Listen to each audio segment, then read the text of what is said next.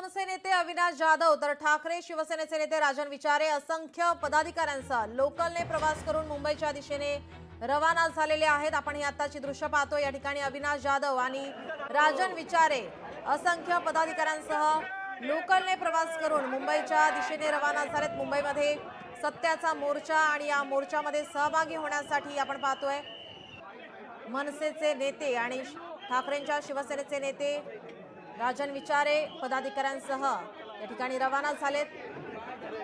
आपले प्रतिनिधी स्वप्नील जाधव आपल्या सोबत जोडलेले आहेत। स्वप्नील, आपण पाहतोय या ठिकाणी राज ठाकरे आता या परिसरामध्ये दाखल झालेले आहेत, ज्या ठिकाणी आता मोर्चाला सुरुवात होणार आहे। एका हॉटेलमध्ये ते थांबलेले आहेत। काय तिथले अपडेट आहेत?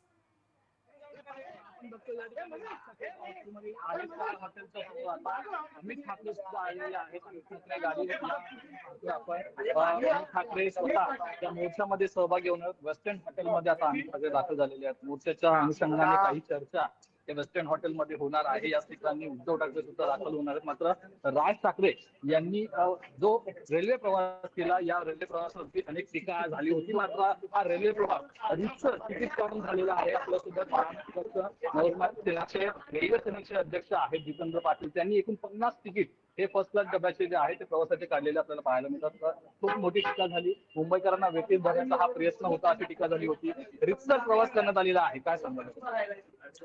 मुंबईकरांना सोयीचं व्हावं याकरता हा प्रवास झालेला आहे। कारण जेव्हा रोड व्यवस्थेचा बोजबारा उडतो तेव्हा सामान्य लोकांपासून अनेकांना वाटलं की इतका मोठा मोर्चा होणार आहे, लांबच्या लांब लागणार आहे।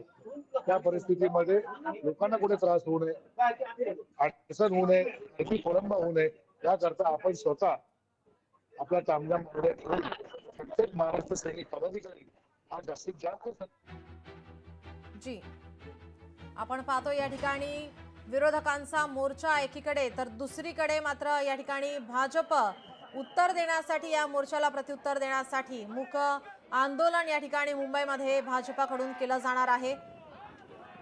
विरोधकांच्या मोर्चा विरोधात भाजपकडून आता आंदोलन।